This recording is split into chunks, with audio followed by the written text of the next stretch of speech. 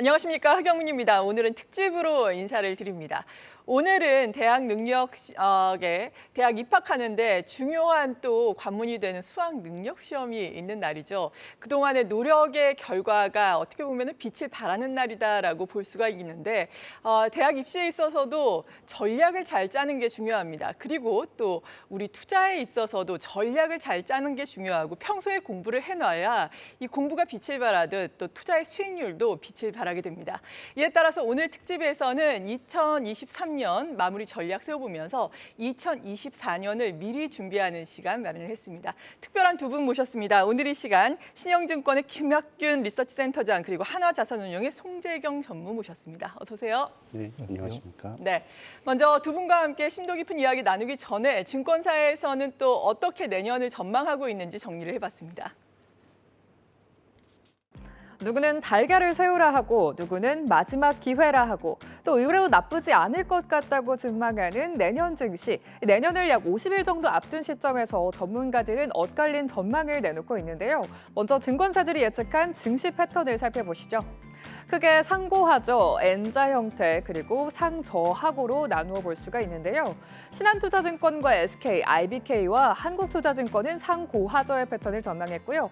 삼성과 하나, 하이투자증권은 상반기 올랐다가 하락 전환한 뒤 연말에 다시 상승하는 N자 형태를 예상했습니다. 마지막으로 교보증권은 홀로 상저하고 패턴을 제시했는데요. 코스피 지수밴드 예측 현황도 확인을 해보시죠.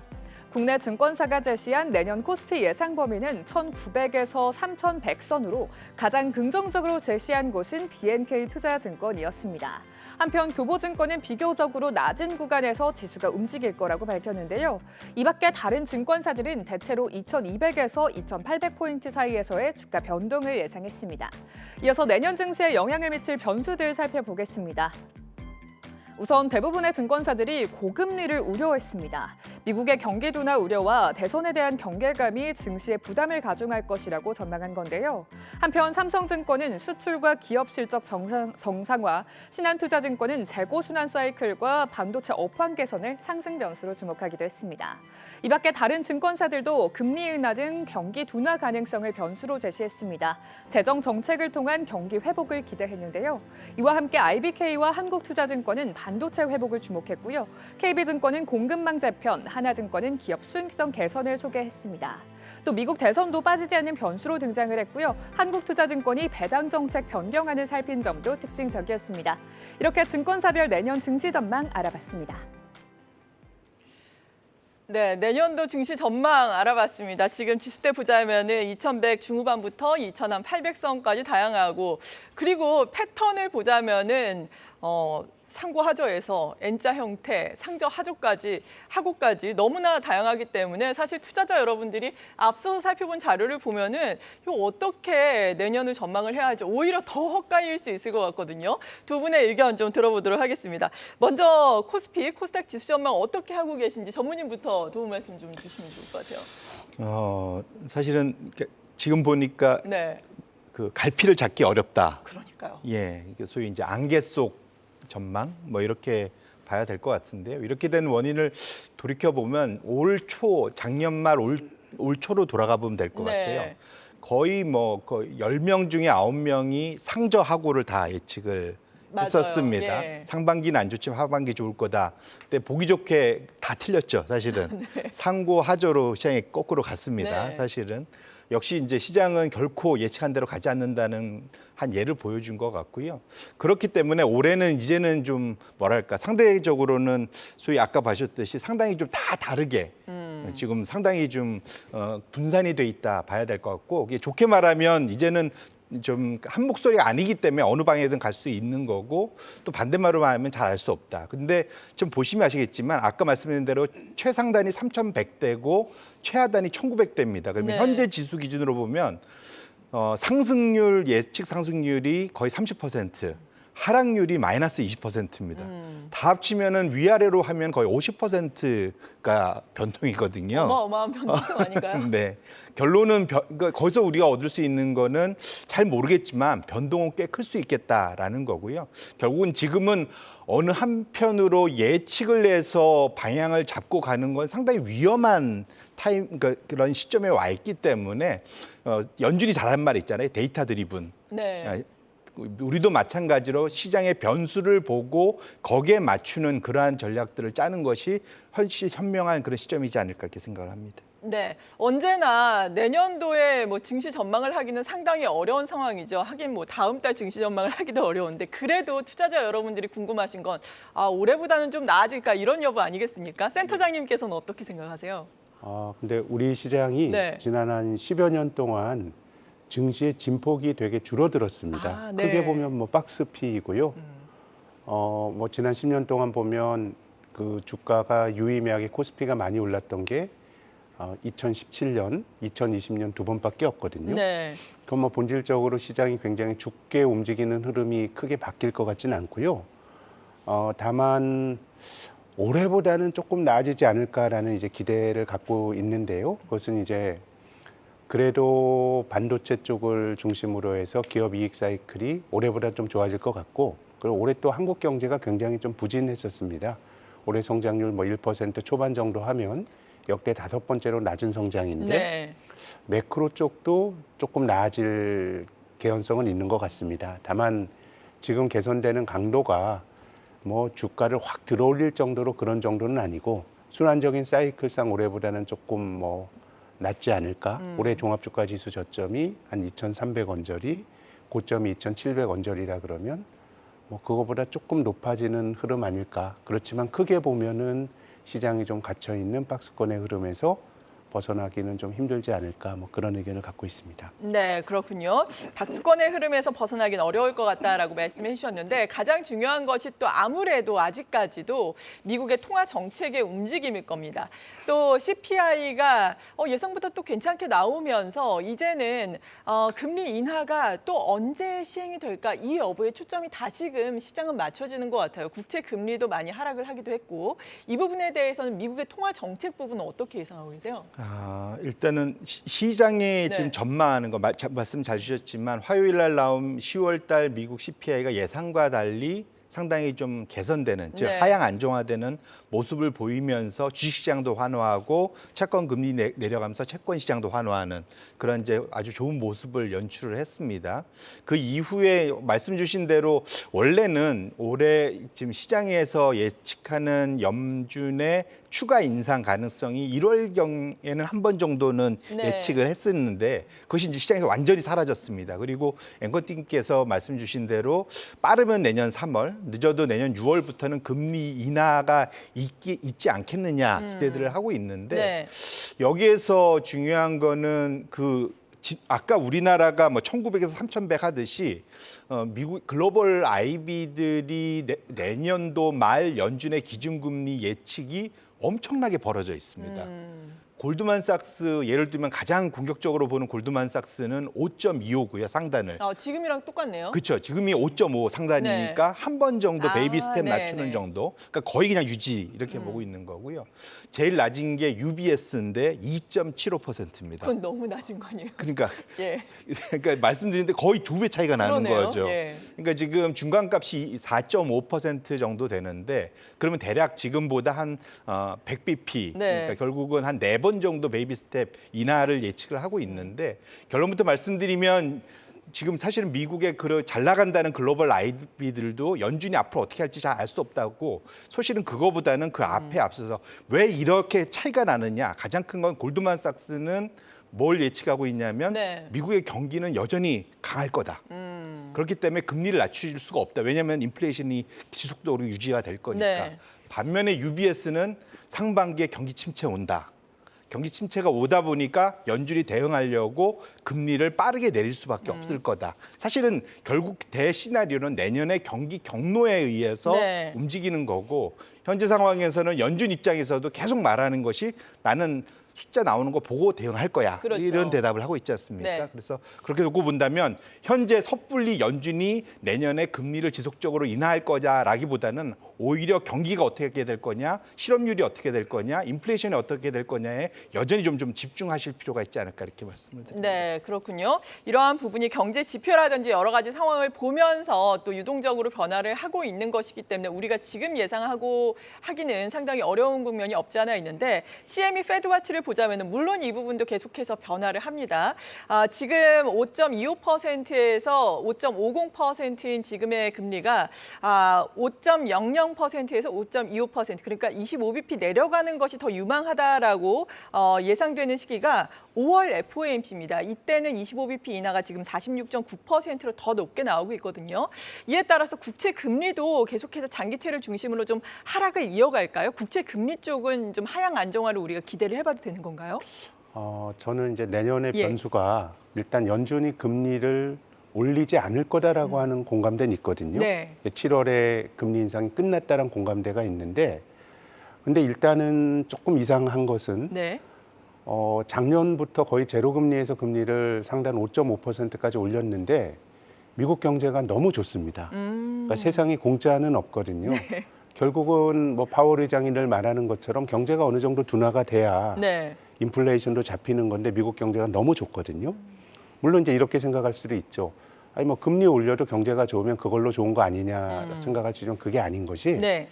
결국 이자율이 높게 유지가 되면 그 나라 경제에서 누군가 빚 많은 사람이 취약한 경제 주체들이 손을 들고 상환을 못하게 되면 가장 경제에 취약한 데서 문제가 생겨서 이제 전이가 되는 게 일종의 그 신용위험이거든요. 2008년 네. 미국의 그 서브프라임 문제도 가장 취약한 데서 금리가 높아질 때 터져 나온 거거든요. 그렇죠. 그래서 이제 금리가 높게 유지가 된다라는 거는 그것이 이제 미국 경제가 괜찮다는 것을 보여준다는 점은 좋지만은 네. 제 생각에는 어느 정도 좀 크레딧 리스크를 낮춘다는 점에서는 경제가 좀 연착륙을 하고 금리로 낮아지는 게 좋은데, 근데 이제 연준이 금리를 올렸는데 왜 미국 경제가 이렇게 강할까? 저는 미국 정부가 돈을 너무 많이 쓰고 있는 것 같습니다. 예, 미국의 GDP 대비 재정 적자가 지난 회계연도에 한 7% 가까이 네. 됐거든요. 정부가 경기가 나쁠 때야 정부가 돈을 쓰는 게 뭐 용인될 수 있지만 지금 미국 경제는 뭐 실업률은 거의 완전 고용 수준이고요. 지금 경제에 과열이 있어서 연준이 긴축을 하는데 정부가 돈을 쓰면서 실은 인플레이션도 뭐 핵심 소비자 물가지는 아직 4%대고 잘 안 떨어지는 거거든요. 그러면 저는 내년에 조금 걱정이 되는 것은 중앙은행이 금리를 동결하거나 경우에 따라서는 금리를 낮추더라도 네. 중앙은행의 영향을 받는 단기 금리 같은 것들은 좀 떨어지겠지만 어떻게 보면 이제 시장 참여자들의 집단지성으로 결정이 되는 장기 금리가 단기 금리보다 조금 안 떨어질 개연성이 좀 있는 것 같거든요. 네. 근데 이제 미국 사람들의 모기지 대출이나 이런 것들은 이제 장기 금리에 많이 연동이 되기 때문에 네. 그래서 저는 일단 미국 정부가 좀 이제 재정 지출을 얼마나 조금 너무 과하다라고 보는 쪽입니다. 너무 돈을 쓰니까 긴축 효과도 약해지고 네. 경제도 안 꺾이고 인플레는 높고 금리는 높게 유지가 되는 거기 때문에 그래서 뭐 저는 내년에는 뭐 연준이 5월에 낮추건 뭐 낮추는 사이클로 가긴 갈 텐데 장기 금리가 관심사이고 네. 정부가 계속 돈을 쓰게 되면 연준이 금리를 낮추더라도 완화적 효과가 굉장히 덜 날 수가 있기 때문에 조금 미국 재정 지출이 좀 어느 정도는 좀 제어가 되는 게 글로벌 금융시장은 좀 조화로운 모습이 아닐까 생각을 합니다. 네, 아무래도 고금리 기조가 유지가 된다면 말씀하신 것처럼 연체율이 지금도 미국에서는 상당히 많이 증가를 하고 있다고 하는데 이러한 부분이 가계에 또 부담이 되기 때문에 이러한 측면들 그리고 미국의 재정 지출 측면 등이 좀 리스크 요인이다라고 짚어주셨습니다.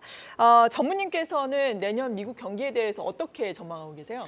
지금 센터장님께서 아주 네. 좋은 말씀 주셨는데 저도 이제 사실 걱정하는 게 그 부분입니다. 지금 미국의 경기가 어찌 보면 사실은 예상 밖 과열인 거거든요. 네. 원래 침체는 재작년에, 그러니까 올해가 아니라 작년에 이미 올 거다라고 얘기를 했는데 안 오고 오히려 올해 3분기에는 연준이 그 미국의 GDP가 거의 5%대 연율로 네. 엄청난 사실은 과열 양상을 보였거든요. 그렇기 때문에 말씀 주신 대로 실제로 시장은 지금 오히려 그것에 대한 걱정이지 지금 그런 것들이 결국 문제고 두 번째로는 투자자들이 자기가 보고 싶은 것만 보는 겁니다. 이제 무슨 말이냐면 채권 투자자들은 지금 채권을 역대급으로 지금 많이 쟁여놓고 있습니다. 네. 많이 사고 있습니다. 그 이유는 금리가 빠질 거다. 금리가 빠지는 이유는 침체가 올 거다. 예. 여기에 이제 베팅을 하고 있는 거고요. 주식 쪽은 오히려 주식시장이 환호하는 거는 이 상황에서 경기가 그렇게 안 꺼지면서 소위 이제 인플레이션이 잡혀갖고 골디락스 요 상황에 와서 주식시장이 다시 환호할 거다. 이제 이 양쪽에서 서로 상반된 얘기를 좀 하고 있는 거거든요. 근데 지금 말씀 주신 대로 좋은 말씀 주신 것이 저도 걱정하는 게 저희 신용 이벤트입니다. 이게 뭐냐면 미국이 2008년도에 글로벌 금융위기를 겪은 이후에 다른 나라와 달리 미국 정부는 부채를 엄청 늘렸지만 미국의 가계와 기업들은 부채를 빠르게 내렸어요. 디레버리징을 했다는 거죠. 네. 하지만 소위 코로나 위기를 맞이하면서 두 군데가 대응을 가장 강하게 했던 게 뭐냐면 기업들은 그때 제로금리 수준, 그러니까 그때 연준이 다 제로금리 만들었잖아요. 그때 소위 채권들을 엄청나게 싼 가격에, 싼 금리에 많이 빌려놨다는 거죠. 네. 그것이 이제 내년 정도부터는 차환 발행, 롤오버가 수요가 이제 돌아오기 시작하는 거고요. 가게들도 말씀 주셨는데 모기지 금리를 그때 2, 3%대 다 묶어놨습니다. 네. 그렇기 때문에 지금 사실은 금리가 올라갔는데도, 왜냐하면 모기지 금리가 지금 8%대까지 올라왔는데도 영향을 안 받는 이유가 이제 그거거든요. 왜냐하면 금리는 올라갔지만 내가 내야 될 이자는 네. 크게 늘지 않았기 때문에. 다행이네요. 근데 문제는 네. 이것이 미국에서 가게 입장에서는 이사를 가면은 이것이 사라집니다. 아, 그러겠죠. 새롭게. 그러면 지금 높은 금리로 네. 지금 다시 발행을 해야 되는 거거든요. 빌려야 되거든요. 그렇기 때문에 아무도 이사를 좀 안 가고 있어서 미국의 사실은 홈 빌더들, 소위 네. 이제 집을 새로 이사 가면서 발생하는 각종 수요들이 다 사라져 버렸습니다. 왜냐하면 이사 가면은 가구도 바꾸고 러그도 그렇겠네요. 바꾸고 네. 가전제품 바꾸고 해야 되는데 그런 것들이 다 사라져 버렸거든요. 이것이 장기화되면 사실은 집이 이사 가면서 발생하는 GDP에 미치는 좋은 영향들이 다 네. 사라진다라는 게 하나 걱정이고요. 그다음에 두 번째로는 기업들이 지금부터 만약에 이제 차환 발행들을 하면은 이자 비용이 지금 당장 보통 나타나는 게 지난 한 3년간, 4년간 냈던 거에 한 3배 올라갑니다. 네. 근데 이것이 사실은 좀 더 가면은 한 5배까지도 올라가게 되거든요. 그러면 과연 그 이자 비용을 감당하면서도 이익이 성장할 수 있겠느냐, 이런 걱정들이 벌어지는 거죠. 결론적으로는 이런 것들이 시장의 신용 리스크로 나타날 거고, 소비란 거는 상당히 비탄력적입니다. 네. 아시겠지만 참다 마지막에 꺾이는 게 소비거든요. 그렇기 때문에 침체라는 거는 그때 가봐야 나타나는 겁니다. 네. 그래서 결론적으로는 되돌아가면 이 높은 금리가 유지되는 상황 하에서 신용 리스크가 부각이 만에 하나 이제 내년에 나타난다면 네. 그러면 사실은 침체가 오고, 침체가 오는 건 이제 연준이 대응하면서 금리를 낮추는. 근데 그러면 사실은 그 앞에 골디락스라기보다는 사실은 위기 상황이 오는 예. 그런 상황인 거죠. 그래서 그거를 빼고 주식 투자하시는 분들이 소위 골디락스를 얘기하는 거는 상당히 너무 좀 뭐랄까 그 자기 편한 그런 해석일 수가 있어서 그 중간 과정을 꼭 염두에 두시고 투자하실 필요가 있겠다, 이렇게 말씀드립니다. 네, 지속되는 고금리 기조에 따른 또 신용 문제에 대해서 자세하게 경제에 미치는 파장까지 좀 짚어주셨습니다. 그래도 이러한 추가 금리 인상은 좀 자제가 될 것이다라는 기대감 때문인지 최근에 앞서 말씀드린 것처럼 국채 금리도 좀 하락했고 달러 인덱스도 좀 내려오고 있잖아요. 이에 따라서 달러화에 대한 원화 환율도 하방 압력을 좀 받았는데 앞으로는 이 부분에 대한 좀 기대를 원화 강세를 좀 기대를 해볼 수 있을까요? 저는 네. 원달러 환율이 올해보다는 그래도 좀 떨어지지 않을까 원화 강세 생각을 하는데요. 네. 일단은 미국이 지난 2년 동안 이렇게 금리를 올렸지만 경제 성장률은 잠재 성장률을 웃도는 굉장히 좀 아주 이상한 그 확장을 한 겁니다. 연준이 금리를 올리는데. 근데 그래서 이제 올해 성장률이 한 2%가 넘어갈 걸로 전망이 되는데 내년도에는 성장률이 올해보다 미국은 좀 둔화가 될 가능성이 높고요. 네. 또 우리나라 한국의 경우는 이제 올해 성장률이 또 이례적으로 낮았으니까 경기 사이클 자체가 한국 쪽이 미국보다는 조금 이제 원화 강세 쪽인 것 같고, 또 두 번째는 통화 정책입니다.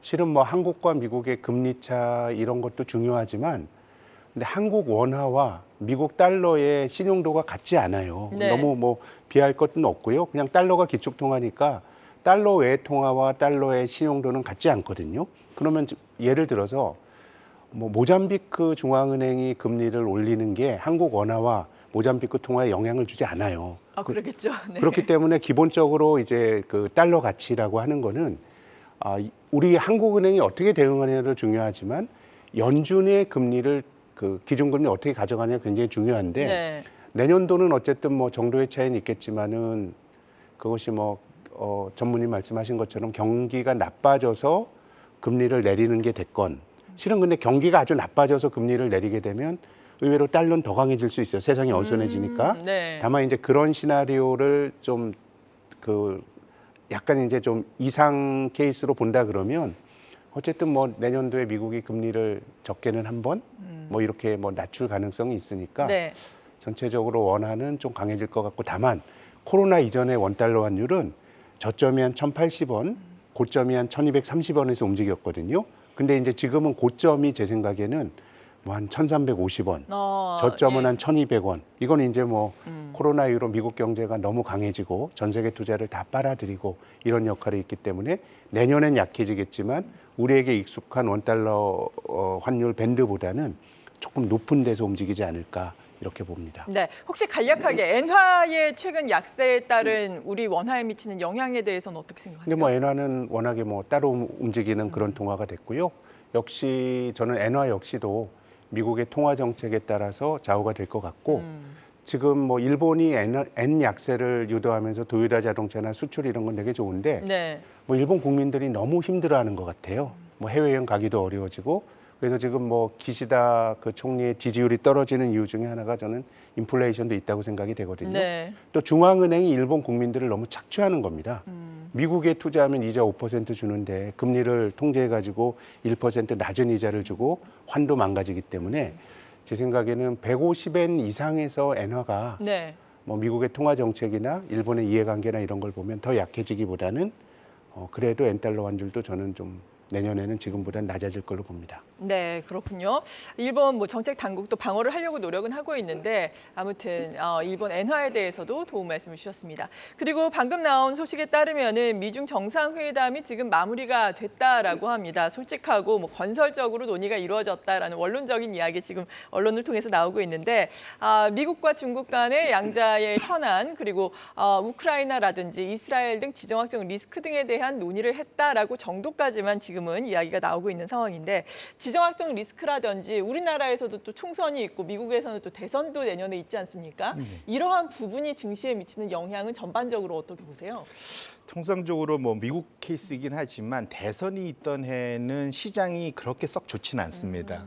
왜냐하면 대선이 있는 해는 모든 것들이 멈춰 쓰거든요. 네. 왜냐하면은 대통령이 누가 되느냐에 따라서 경제 정책 방향이 완전히 달라질 수가 있잖아요. 지금 대표적으로 지금 트럼프가 되느냐, 바이든이 다시 되느냐에 따라서 완전히 방향이 맞아요. 180도로 바뀔 수 네. 있지 않습니까? 그런 측면에서 놓고 보면 특별히 내년에는 저희 정책 변수, 정책 시장 쪽에 어떤 그런 것들이 경제에 긍정적 영향을 미치기는 좀 어려운 상황이다 말씀을 드리고 싶고요. 기본적으로는 지금 뭐 예를 들면 지금 지정학적 리스크 중에서 러시아 우크라이나 사태 이 상황 이것도 지금 미국이 내년 11월 대선이지만 러시아하고 우크라이나도 내년 3월에 대선이 있습니다. 네. 그러니까 선거가 있기 때문에 미국 기준으로 놓고 봐도 러시아 우크라이나 전쟁이 쉽게 끝나면 안 되는 상황이에요. 그러니까 유리하게 끝나지 않으면 차라리 유지가 돼야 되는 예. 적어도 좀 상당히 슬픈 현실이지만 소위 정책, 그러니까 표를 얻기 위해서는 그래야 되는 상황이고요. 이스라엘과 팔레스타인 전쟁도 마찬가지입니다. 네. 이것이 확전된다면 사실은 전 세계 재앙인데 이 상황이 쉽게 끝나지 않은 이런 상황이 되고 있는 거죠. 그래서 결론적으로는 지정학 리스크가 내년에 쉽게 해결될 가능성은 좀 낮아 보이고 소위 선거 이슈와 맞물려서 결국은 소위 말하는 합리적인 그러한 결론보다는 상당히 지지부진한 그런 장기화 이런 이슈들이 여전히 남아있는 상황이라서 여기서 뭔가를 기대하기는 좀 어렵지 않을까 이렇게 생각을 합니다. 네. 그리고 중국은 과연 이제 경기가 좀 나아질 수 있을 것인가? 사실 최근에 여러 가지 중국에서 뭐 연휴라든지 뭐 이런 이벤트가 있었을 때 생각보다 소비가 살아나지 못했었죠. 관군제도 약간 마찬가지인 듯한 모습을 보였었는데 어제 발표된 경제 지표 같은 경우에는 좀 괜찮아서 희망을 줬거든요. 중국에 대해서 내년에는 드디어 좀 기대를 해볼 수 있을까요? 어떻습니까? 저는 지난 10년이 한국 시장이 장기 박스권에 머물러 있었던 거는 네. 우리가 중국 떡을 가장 강하게 보다가 경향적으로 중국으로부터의 수혜가 약해지면서 네. 우리가 박스권이라고 보고 있는데요. 저는 중국도 마찬가지라고 봅니다. 이제 중국이 예컨대 뭐 부동산 문제로 우리나라의 IMF 외환위기식의 어떤 심각한 위기로 갈 가능성은 되게 낮다고 봅니다. 개방도도 낮고 네. 또 사회주의 국가이고 정부 통제가 실은 우리나라 외환위기도 규제 완화나 뭐 이런 게 있었어요. 세계화를 한다고 하면서 기업들의 과잉 투자라고. 그래서 중국이 뭐 그런 쪽으로 가진 않을 것 같고 또 큰 방향에서는 그 지금 다시 또 부동산 경기 부양이나 이런 걸 안 하면서 하는 것, 부동산에 더 자원을 안 넣는 게 합리적인 선택인데 네. 근데 뭐 지금까지 투자하고 건물 짓고 이걸로 성장한 경제가 갑자기 뭘로 좋아질 거냐. 그러니까 미국 말고는 소비로 경제가 돌아가는 나라는 아무 데도 없어요. 우리나라가 성장이 둔화되는 것도 다 투자 둔화되고 뭐 이러면서 네. 되는 거기 때문에 제 생각에 중국은 심각한 위기로 가진 않겠지만 경제는 정체가 아닌가. 이제 급성 질환은 아니지만 만성 질환에서 쉬 좋아지지 못하는 뭐 내년에 뭐 그런 모습 아닐까라는 생각이고요. 네. 어쨌든 우리 성장률은 내년에 좀 개선이 되는데 중국 성장률은 이제 또 4%로 둔화가 될 것 같거든요. 그렇게 본다 그러면 뭐 꼭 성장률만 말씀드리는 건 아닙니다만은 대정체일 거라고 봅니다. 아직도 중국에는 기대할 사항이 크지는 않을 수 있겠다 이런 예, 말씀이시네요. 저는 그렇게 봅니다. 네, 그렇군요. 그리고 앞서서 미국의 대선이 상당히 중요한 여러 가지 측면에서의 이벤트가 될 것이다라고 언급을 해주셨는데 말씀하신 것처럼 바이든이 될 것인가 혹은 트럼프가 될 것인가에 따라서 너무나 이 정책 차이가 심하잖아요. 특히나 친환경 정책에 있어서는 더 그 궤가 멀리하고 있는 상황인데 이 부분에 따라서 우리 뭐 관련된 종목들에 미치는 영향은 어떻겠습니까? 당연히 이제 바이든 입장에서는 전기차, 친환경 쪽에 우호적인 결국 지금 사이 인플레이션 감축법이라는 네. 것도 결국은 그쪽을 미는 전략이지 않습니까? 그렇죠. 근데 트럼프는 아마도 정반대를 들고 나오겠죠. 근데 아이러니한 거는 재미있는 거는 바이든 트럼프 시대 때는 그 당시에는 친환경을 그 소위 억누르고 전통 에너지, 소위 화석연료 에너지를 어떻게든 살리려고 그랬는데 그때는 친환경이 훨씬 좋았고 네. 지수가 전통 에너지 지수가 안 좋았습니다. 거꾸로였는데 바이든 때는 이번에도 정반 들어갔어요. 정책적으로는 친환경을 엄청 밀었는데 올해 큰 변동이 친환경 ETF가 마이너스로 빠지고 반면에 전통 일반적인 소위 석유 생산하는 그러한 기업들로 이루어진 ETF는 우상향을 해버렸거든요. 네. 결국은 정반대가 나타났습니다. 그래서 투자하는 입장에서 보면은 그런 정책 변수가 꼭 그대로 그 소위 우리의 그런 수익률로 연결되지는 않는다는 거 보셔야 될 것 같고요. 여기서 한 가지 좀 우리가 조심해야 될 거는 좀 길게 놓고 보면 이거는 누가 대통령이 되느냐 이슈보다는 지난 사실은 30년간 결국은 그 소위 부채로 현재의 위기들을 다 덮어왔습니다. 그래서 소위 부채의 산이 엄청나게 높아졌거든요. 네. 지금 그러니까 미국 기준으로 봐도 GDP에서 연방 부채가 한 100% 되고 전 세계적으로도 이게 2차 세계 대전 이후에 가장 높은 수준으로 다시 올라왔거든요. 그래서 지금 상황에서는 그렇기 때문에 지금 이런 고금리 상황이 연출된 거다라고 보셔야 될 것 같고 이러한 고금리 상황에서는 당장 돈이 안 되는 장기 투자가 필요한 이런 신재생, 친환경 그러한 정책을 계속 밀어붙이기가 만만치 않다, 버겁다. 그래서 대표적으로 영국 같은 데가 계속 지금 후퇴하고 있는 그렇죠. 모습들을 나타내잖아요. 그래서 결국은 경기를 부양하는 측면에서 이런 쪽에 투자가 지속될 가능성은 충분히 있지만 이전처럼 저금리, 제로금리에서는 엄청나게 돈을 헬리콥터 머니를 쏟아부을 수 있는데 앞으로는 이것이 쉽지 않다라는 거 하나. 그다음에 두 번째로는 지정학적 리스크 때문에 과거에는 군비 경쟁이 없었지만 앞으로는 군비 경쟁이 급격하게 늘어나서 민간에 투자할, 민간에서 소비해야 될 돈들을 군비 쪽으로 끌어가는 소위 이걸 우리가 평화 배당금이라고 하거든요. 네. 평화 배당금이 줄어드는 이런 구조가 연출이 될 가능성이 계속 높기 때문에 결국은 이런 정책적인 측면에서 지난 10년간 우리가 봤던 그런 것들이 어느 정도는 이제는 좀 마무리 국면에 가 있다는 것들을 염두에 두실 필요가 있겠다 말씀드립니다. 네, 그렇군요. 이렇게 시장 전반적으로 큰 그림을 먼저 그려봤습니다. 2024년 증시에 있어서 주요 변수가 될 만한 사안들에 대해서 두 분의 심도 깊은 도움 말씀 들어봤는데요. 그렇다면 구체적으로 업종별로, 섹터별로는 어떤 전망들 나오고 있는지 자세하게 정리를 해드리겠습니다. 네, 올해가 2달도 채 남지 않았습니다. 한 해를 잘 마무리하는 것도 중요하지만 내년을 준비하는 것도 필요하겠죠. 2024년 유망한 업종 살펴보면서 내년 대비 철저하게 해보시죠. 네, 증권사별로 내놓은 내년 유망 업종을 이렇게 표로 정리를 해봤는데요. 공통적으로 반도체나 화학, AI, 로봇, 바이오주가 많이 꼽혔고요. 그리고 게임과 2차 전지주도 유망하다는 의견이 나왔습니다.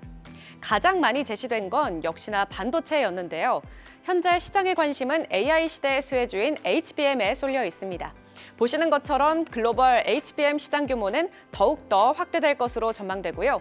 그리고 내년엔 우리나라 전체 수출은 물론이고 반도체 수출 역시 올해보다 증가하면서 실적 개선에 대한 기대감이 커지고 있습니다. 그 다음은 화학 업종입니다. 네, 중국 경기 부양책 시행에 따른 실물 경기 회복과 수요 회복이 기대되기 때문인데요. 화학 8개 기업의 영업이익 추이를 보시면 내년에 대폭 증가할 것으로 예상되고 있습니다. 이어서 유망업종 3위는 AI 로봇인데요. 최근 대기업들이 로봇 사업에 뛰어들면서 신성장 동력을 확보했죠. 생성형 AI 시장의 규모는 연평균 성장률이 35.6%고요. 또 글로벌 협동 로봇 시장의 연평균 성장률은 43.4%로 전망이 되니까요. 관련주들 계속해서 주목해 보시기 바랍니다. 마지막으로 주목할 업종은 바이오, 헬스케어인데요. 올해 탈모와 비만 등 삶의 질을 높여주는 치료 분야가 새로운 주도주로 부각이 됐죠. 당뇨병 치료제로 개발된 위고비는 체중 감량 효과가 확인되면서 시장에 뜨거운 관심을 받았는데요. 앞으로도 비만 치료제 매출 규모는 더 증가할 것으로 전망됩니다. 그리고 탈모 케어 시장도 점차 규모가 커질 것으로 예상이 되니까요. 내년도 기대해 보시면 좋을 것 같습니다. 이외에도 조선이나 2차 전지, 게임 등 다른 업종들에 대한 긍정적인 의견도 많이 나왔으니까요. 이 점 참고하셔서 내년에도 성공 투자하시길 바랍니다.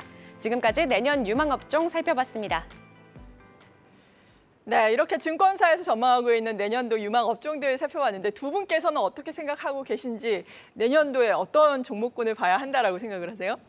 글쎄요, 저는 이렇게 업종별로 네. 접근하고 하는 게 일반적인 좀 화법이지만 요즘은 업종 내에서도 워낙에 편차가 크고 맞아요. 특히 지금 4차 산업혁명이라고 하는 게 되게 좀 배타적인 것 같아요. 그것이 뭐 새로운 없는 수요를 만든다기보다는 기존에 있는 어떤 비효율적인 경제 주체를 억누르면서 이기는 사람이 다 가져가는, 우리가 쿠팡을 많이 쓰지만 네. 그 이면에는 이마트 주가가 안 되고 롯데마트 어려운 것들이 다 되는 거기 때문에 좀 이제 종목에 포커스를 맞출 필요가 있다는 말씀을 먼저 드리고요. 네. 요즘 미국에서 좀 눈여겨보는 게 오래된 주식들이 비교적 이제 빅테크 기업들 주가도 괜찮지만 타깃 같은 회사 주가가 오늘 굉장히 많이 올랐고요. 네. 월마트는 사상 최고가입니다. 아마존에 밀려 있었고 음.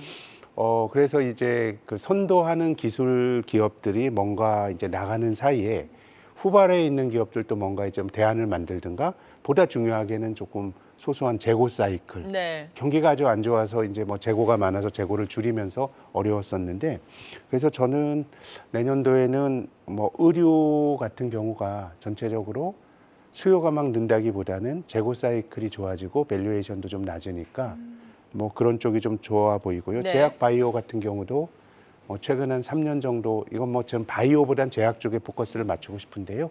뭐 밸류에이션이 굉장히 낮아졌고 하기 때문에 이런 쪽 선호하고 있고, 반도체도 뭐 너무 기대가 크기 때문에 도리어 조금 더 불안하긴 합니다. 네. 많은 이들이 좋아하면 이미 주가는 그래도 업황 개선되는 거에 비하면 주가 반영이 조금 덜 된 거 아닌가, 뭐 그런 정도 의견입니다. 네, 무엇보다도 종목별로 옥석 가리가 필요하다라고 언급을 해주시면서 의류 쪽 그리고 제약 그리고 반도체에 대해서 유망하다라고 언급을 해주셨는데 전무님께서는 어떻게 보세요? 네, 뭐 다 비슷할 것 같아요. 크게 큰 차이가 있기는 어려울 것 같고요. 말씀 주신 대로 반도체는 워낙 재고가 늘었다가 최근에 이제 재고가 일부 감소하는 공급을 줄이면서 당연히 기대가 있을 거고요. 에너지 업종 워낙 밸류에이션이 쌉니다. 네. 워낙 주가가 많이 빠져서, 그러니까 이 에너지는 특히 정유주들을 얘기하는 거겠죠. 그다음에 뭐 자동차 뭐 당연히 말씀 주셨고, 화학 쪽도 뭐 사실은 좀 바닥치고 좀 올라가는 모습.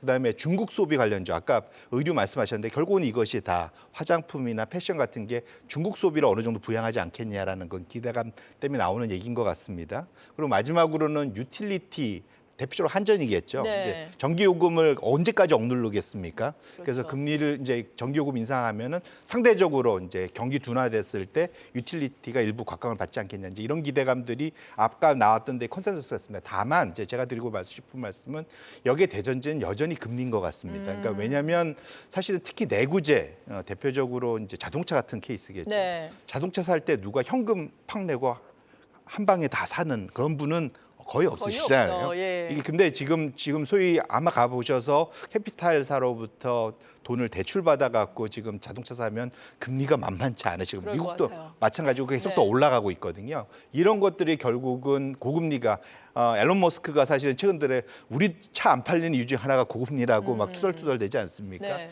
비슷한 상황인 것 같고요. 결국은 우리가 다 말했던 대전제 중에 소비가 되살아나야 될 것들의 대앞서는 현재 이런 고금리가 서서히 내려와 주면서 소비가 부양될 수 있는 그러한 여건, 그러니까 소위 돈을 일부 빌려서라도 소비할 수 있는 여건이 만들어지느냐가 좀 되게 관건이 될 수 있기 때문에 그것이 결국은 아까 우리가 봤던 유망 종목 업종들이 되는 대전제다 이렇게 말씀을 드리겠습니다. 네, 그렇군요. 미국이 지금 추가적으로 금리 인상은 하지 않을 것이다라는 데 공감대는 형성됐지만 그래도 고금리 환경에 대한 부담을 두 분께서 모두 우려 사안으로 꼽아주셨습니다.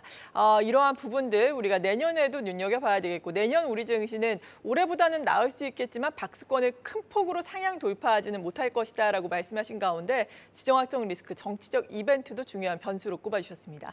그렇다면 남은 올해 한 해 투자 전략은 어떻게 세워볼지 함께 논의를 해보겠습니다.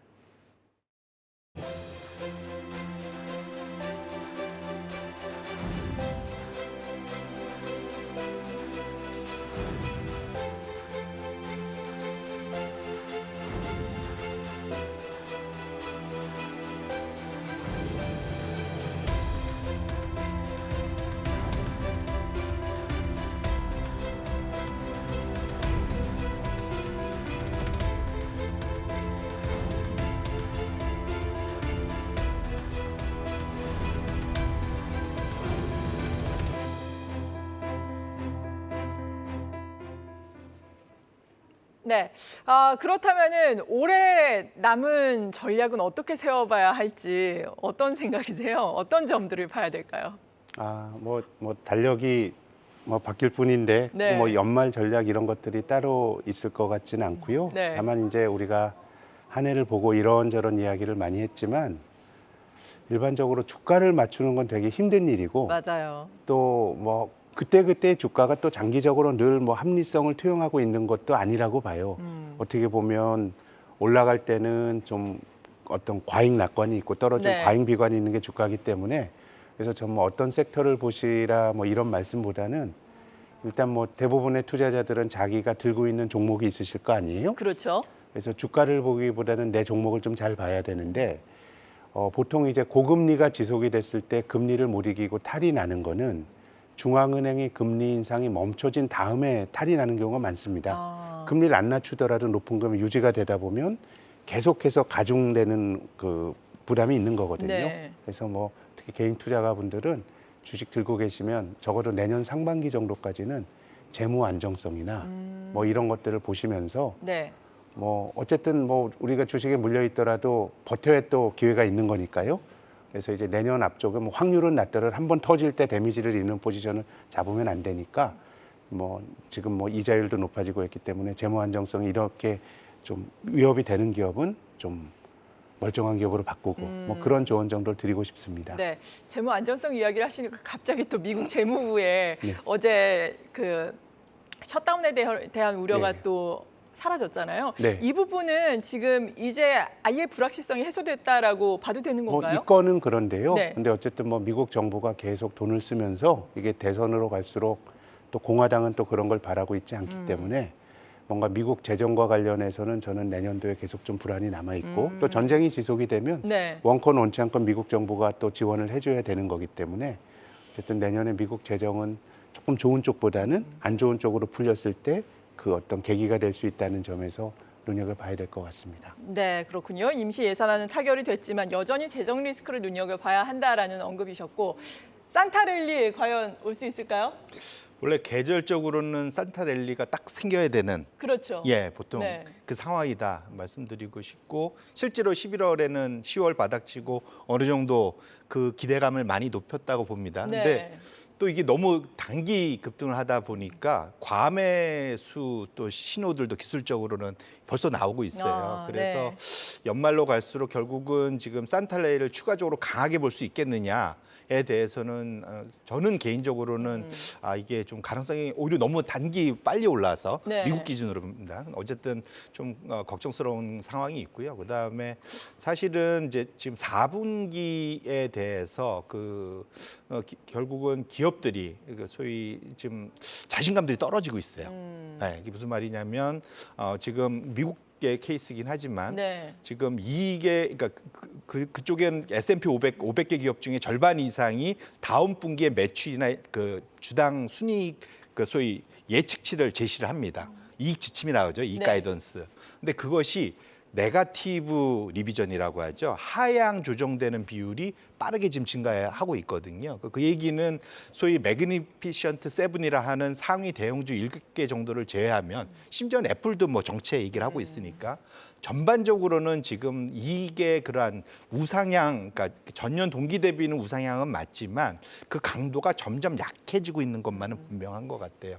근데 이거와 맞물려서 이런 지금 소위 이제 소비 둔화나 이런 것들이 만에 하나 조금 생각보다 강하게 나온다면 네. 산타랠리에 대한 기대감으로만 이제 끝날 가능성이 충분히 있어서 그런 것들은 같이 한번 고민해 보실 필요가 있을 것 같습니다. 네. 그리고 우리 시장의 요즘 최대의 화두라고 한다면 공매도 금지 조치가 되겠습니다. 일단은 내년 6월까지 금지를 하겠다라고 이야기를 했었는데 또 윤석열 대통령이 근본적으로 개선할 때까지는 중지를 하겠다라고 이야기를 했는데 이 부분에 대한 효과랄까요? 시장에 미치는 영향은 지금 어떻게 보시는지, 시장에 영향을 다 미친 것인지 어떤 의견이세요? 글쎄요, 뭐 저는 꼭 공매도가 주가를 결정하는 단일 변이는 아니라고 봅니다. 그럼요. 예. 뭐 공매도가 늘면서 주가가 올라간 종목들 많고 또 반대로 최근에 이제 공매도 금지가 됐지만 공매도가 많았던 종목이 또 떨어지기도 하고 네. 그래서 뭐 물리적으로 뭐 숏커버링이라고 하는 공매도 친 사람들이 그 포지션을 청산하는 과정에서 매수세가 들어오면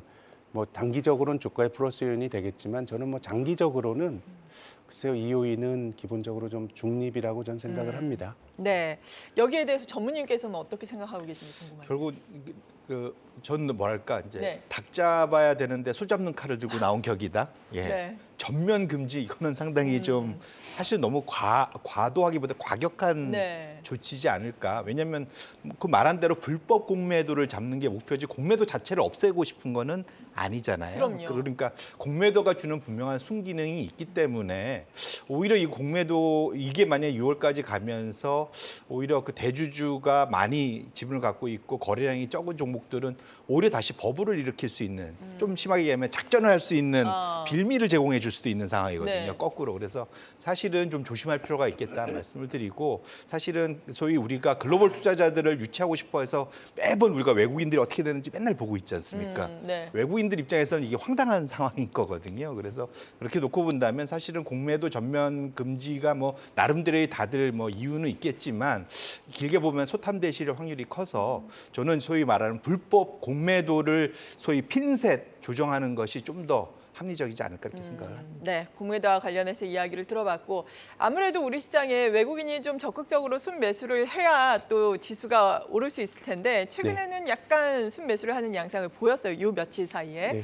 외국인이 적극적으로 좀 들어올 수 있는 환경이 어떻게 마련이 될지 신흥국으로의 외국인 자금은 요즘에 최근에 어떤 흐름을 보이고 있는지 궁금한데요. 결국은 네. 미국 달러가 강해지면 미국 밖의 자산 시장이 뭐 그렇게 좋았던 적은 없습니다. 다만 네. 이제 올해는 외국인들이 우리 시장을 좀 7조 원 정도 샀죠. 반도체나 이런 쪽을 중심으로 좀 샀는데 어쨌든 뭐 매크로 환경은 뭐 여러 가지 전제가 들어갑니다만은 미국의 금리 인상이 멈춰지고 이렇게 된다 그러면 저는 좀 강달러로 완화가 될 것 같고 뭐 반도체 경기 개선에 대한 외국인 매수세가 뭐 올해 선침해가 나타난 거겠죠. 실적이 안 좋은데 샀음에도 불구하고 그래도 반도체 경기는 한번 좋아지게 되면 어느 정도 좀 추세는 있기 때문에 네. 뭐 어느 정도 뭐 매수할지 이걸 뭐 제가 가늠할 수는 없겠습니다만은 내년도에도 뭐 올해 정도의 순매수 기존 좀 이어지지 않을까 그런 기대를 갖고 있습니다. 네, 전무님께서는 어떻게 생각을 하세요? 결국은 말씀 주신 것이 우리나라 수출이 좀 네. 회복되는 거에 배팅을 하는 거다라고 이제 봐야 될 것 예. 같고요.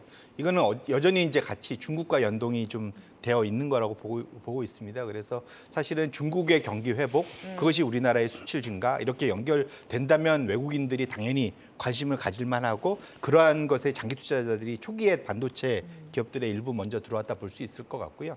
다만 이제 여기서 아까 말씀드린 달러에 영향을 미치는 가장 큰 거는 제가 보기에는 단기적으로 내년도로 갈수록 일본 은행이 가장 큰 영향을 미칠 것 같아요. 네. 그래서 결국은 일본 은행이 아직도 고집하고 있는 YCC 금리 상한선 제도를 지금 새로운 신임 우에다 총리가 어느 정도 계속 풀려고 노력을 하고 있지 않습니까? 이것이 어느 시점인가 풀리게 된다면 사실은 옌 캐리 트레이드, 즉 지금 초저금리인 옌으로 돈을 빌려서 해외, 미국이든 다른 고금리 나라에 투자하는 이것이 사라질 수가 있습니다. 다시 그러면 그 얘기는 전 세계에 사실 유동성을 공급해 주던 것이 일본 은행인 거거든요. 네. 이것들이 빠진다면은 사실은 외국인들 투자들이 다시 집중적으로 사실은 저희 안전자산 쪽으로의 그 흐름이 다시 나타날 수도 있거든요. 결국 미국 달러화 쪽으로 다시 네. 환원되는 그런 가능성이 있습니다. 그래서 결국은 이 대전제는 이 달러가 서서히 약세되면서 미국에 집중된 투자가 나머지 나라로 번져가는 이런 좋은 흐름이 나타나야 된다는 대전제 하에서 이제 우리가 이런 논의를 하는 거고 일본 은행이 만에 하나 혹시라도 금리 상한제를 좀 과격하게 폐지하게 되고 혹시 네. 거기에 시장이 과격하게 반응을 한다면 우리의 이런 대전제가 크게 흔들릴 수가 있다 이렇게 말씀을 드리겠습니다. 네, 그렇군요. 오히려 또 BOJ의 정책 변화가 우리에게는 어떻게 보면 리스크 요인이 될 수 있다 이런 말씀이시네요. 그리고 아무래도 또 연말이다 보니까 대주주 양도세와 관련해서도 관심이 많지 않습니까? 네. 이 부분도 어느 정도의 변화가 지금 예상은 되고 있는 상황인데 어떻겠습니까? 근데 뭐 네. 야당이 반대를 해서 금액 올리는 건 좀 어려워진 것 같고요. 네. 근데 뭐 양도세는 기본적으로 돈을 벌어야 내는 거니까 이제 시황에 많이 좌우가 되고 오히려 제 생각에는 네. 얼마 전에 부총리께서 오늘 떼셨는데 상속세와 관련된 논의가 주식시장 굉장히 중요할 것 같은데요. 예. 저는 우리나라 상속세가 너무 높다고 생각하는 쪽입니다. 논란은 되게 많은데 네. 한 2대 넘어가게 되면 경영권이 없어지거든요. 그렇죠. 그러면 우리나라 대주주들이 지분을 많이 갖고 있지 않아요. 비교적 적은 지분으로 기업을 경영하는 기업들이 대기업들은 많은데 네. 그럼 대기업들이 뭐 주가 올라간다고 지배주주 주식을 팔 것도 아니고요. 그럼 이제 상속을 받게 되면 상속세만 많이 내게 되다 보니까 이 상속세 때문에 저는 소수의 지배주주와 다수 주주들의 이해관계가 많이 엇갈리고 있다라고 생각이 되거든요. 네. 근데 이 상속세는 뭐 사회 평등이나 이런 이슈도 있기 때문에 쉽진 않아 보이는데 만약에 상속세제가 완화가 되고 특히나 세율을 뭐 그대로 유지하더라도 지금처럼 선대가 돌아가셔서 상속 받는 시점에서 내는 게 아니고 그 지분을 파는 시점에서 내는 걸로 만약에 제도가 바뀌어지게 되면 이게 절충안이 될 것 같긴 한데 그렇게 되면 한국의 저평가된 주식들이 상당히 좀 리레이팅 될 가능성이 있는 거 아닌가라는 기대를 갖고 있고요. 그래서 오히려 그 상속세 여부가 좀 양도차익 과세보다는 조금 더 중요한 이슈라고 저는 보고 있습니다. 네. 전무님께서는 이러한 세제와 관련해서는 어떤 생각 가지고 계세요? 뭐 말씀 주신 대로 네. 양도세와 관련된 거는 일시적인 수급에 영향을 미치는 거라서 뭐 사실은 크게 보기는 어려울 것 같고요. 네. 이제 상속 쪽과 관련해서는 저는 기본적으로 생각은 경영과 소위 말하는 소위 그 지배가 그 주식을 소유해서 배당을 받는 거는 일정 부분은 좀 분리해서 볼 필요가 있겠다. 사실은 뭐냐면 소위 그러니까 워렌 버핏이 얘기하지 않습니까? 네. 소위 이제 그 올림픽 메달 땄다고 그 자식이 국가대표 될 수는 없는 거다. 뭐 이런 얘기 하지 않습니까? 네. 이제 그런 측면에서 놓고 보면 소위 소유와 경영을 좀 분리하는 것이 일정 부분 좀 필요하다 말씀드리고요.